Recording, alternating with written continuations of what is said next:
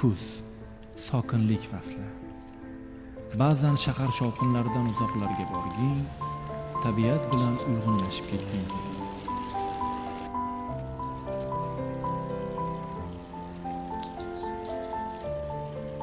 Haqiqiy sokinlikni his qilging keladi.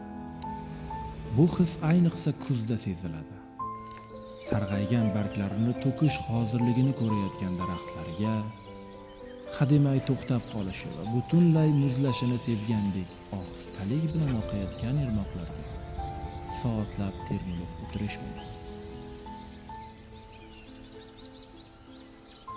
Ko'plar sokinlik va xotirjamlikni hashamatdan va moddiylikdan qidiradi. Aslida xotirjamlik ona tabiat qo'yadi.